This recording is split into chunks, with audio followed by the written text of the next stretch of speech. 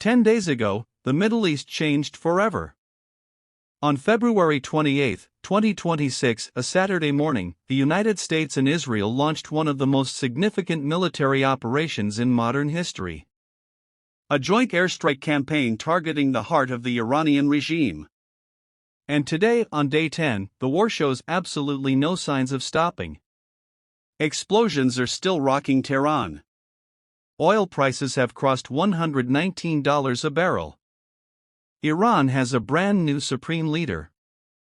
And President Trump is threatening to expand the target list even further. This is Behind the Glam, and in the next few minutes, I am going to break down everything: how this war started, what has happened day by day, what Trump and Netanyahu are saying right now, and where this is all heading. Stay with me. To understand this war, we need to go back. Iran's nuclear ambitions and its support for militant proxy groups across the Middle East had been a growing threat for years.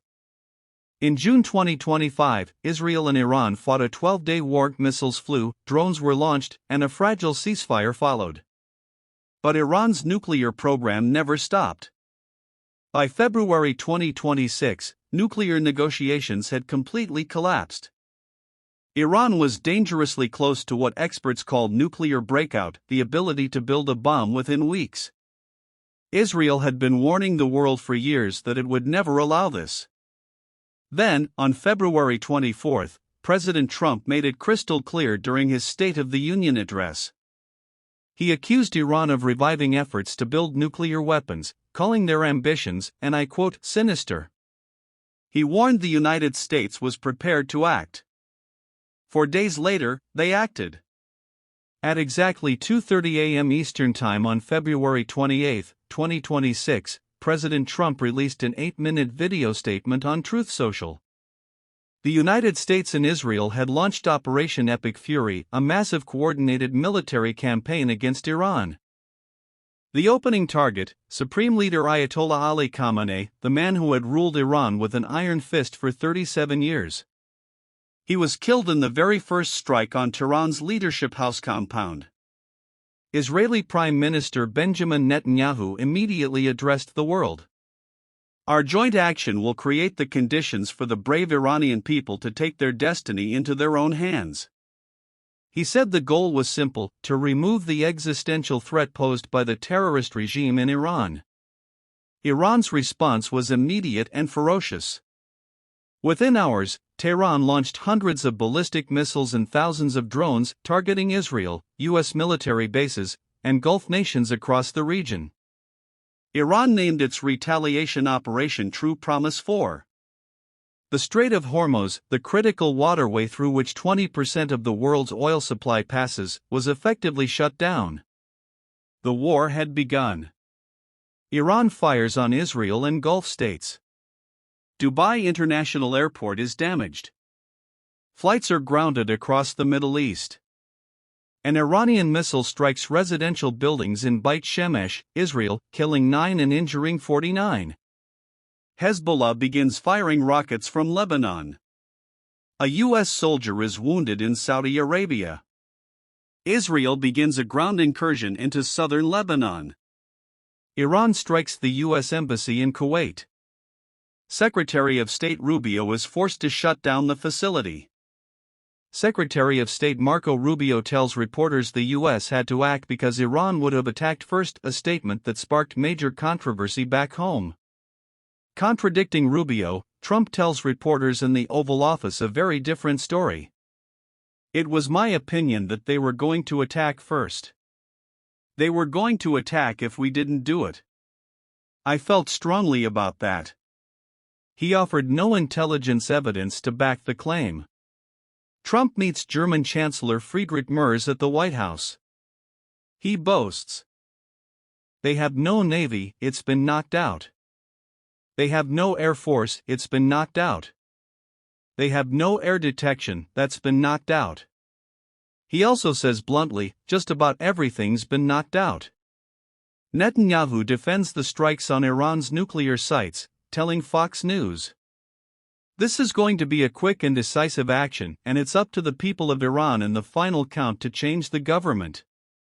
Israel destroys Iran's state broadcaster headquarters in Tehran. Iran's parliament building is also struck. The World Health Organization confirms 13 Iranian health facilities have been hit in the war so far. A U.S. submarine fires a torpedo and sinks the Iranian warship Iristina in the Indian Ocean, near Sri Lanka. 87 bodies are recovered. Defense Minister Israel Katz reveals that Netanyahu had originally set the plan to assassinate Supreme Leader Khamenei back in November 2025, months before the war began. Israel's army chief Eyal Zamir warns publicly, the war will likely continue for a long time. Russia's Vladimir Putin calls Iran's president, reportedly providing intelligence on U.S. military positions. The White House says it will need 4 to 6 weeks to fully meet its war objectives. Trump posts on Truth Social early in the morning, "Today Iran will be hit very hard." He then escalates, further warning that the U.S. is now considering new targets that were previously off the table. In his own words, under serious consideration for complete destruction and certain death, because of Iran's bad behavior, are areas and groups of people that were not considered for targeting up until this moment in time.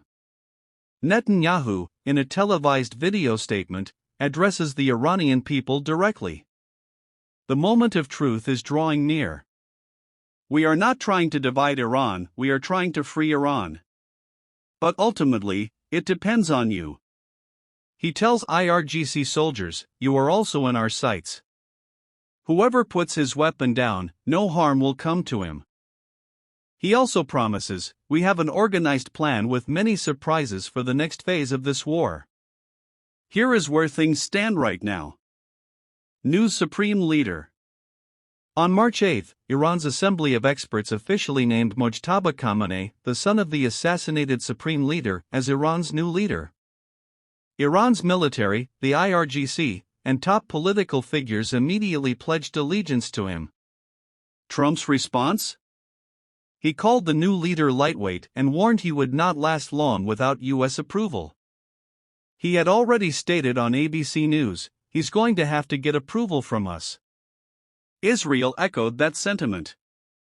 Trump declares the war already won. In a remarkable post on Truth Social, Trump dismissed UK reports of deploying aircraft carriers to the Middle East, saying, "We don't need people that join wars after we've already won." He also doubled down on his position at the Shield of the Americas summit in Doral, Florida, calling Iranian leaders bad people and praising U.S. military capabilities. Fresh strikes continue. Despite Trump's already won comments, U.S. and Israeli airstrikes on Tehran continued overnight. Oil storage facilities and military infrastructure remain priority targets. The human cost. Over 1,332 Iranians killed, including civilians, per the Iranian Red Crescent Society. At least 8 American service members have been killed. In Lebanon, at least 394 people, including 83 children, have died in Israeli airstrikes. 13 Israelis killed in Iranian missile strikes. Human Rights Watch released a report accusing Israel of using white phosphorus in residential areas of southern Lebanon, a potential war crime. Oil at crisis levels. Brent crude briefly touched $119.50 per barrel in Monday morning trading, the highest since 2022. Bahrain's Bapco Energies declared force majeure, suspending contractual obligations due to the conflict. No ceasefire. Iran's Foreign Minister Abbas Araghchi appeared on NBC's Meet the Press and flatly ruled out any ceasefire, saying Iran would continue fighting. Iran's parliament speaker also confirmed Tehran is not seeking a ceasefire. Trump, for his part, is demanding nothing less than unconditional surrender and has given no clear timeline or definition of what victory looks like. This war is no longer just a Middle East conflict. Russia is reportedly supplying Iran with battlefield intelligence. NATO intercepted an Iranian missile that entered Turkish airspace. The UK placed its aircraft carrier HMS Prince of Wales on high readiness, though Trump publicly mocked the offer. UK public opinion polls show 43% of British adults view the war as unjustifiable. Thousands have protested outside the U.S. Embassy in London. A leaked U.S. National Intelligence Council report, published by The Washington Post, concluded that even a large-scale military assault is unlikely to topple the Iranian government and that a democratic opposition takeover is also improbable. Meanwhile, a survey from the Israel Democracy Institute found 82% of Israeli Jews support the military operation, but only 26% of Arab Israelis do. So, where does this go from here? Iran has a new supreme leader who Trump openly opposes. Iran has ruled out any ceasefire. The U.S. is demanding unconditional surrender. Netanyahu is promising many surprises. And civilians on all sides continue to pay the heaviest price. What do you think happens next? Will Iran surrender? Will diplomacy somehow find a way through? Let me know your thoughts in the comments below. I read every single one of them. If this breakdown helped you understand what's happening, please like this video. It genuinely helps this channel reach more people. And if you haven't already, hit subscribe and ring the bell icon so you never miss an update as this story develops. I'll be back with more as the situation evolves. Until then, stay informed, stay safe.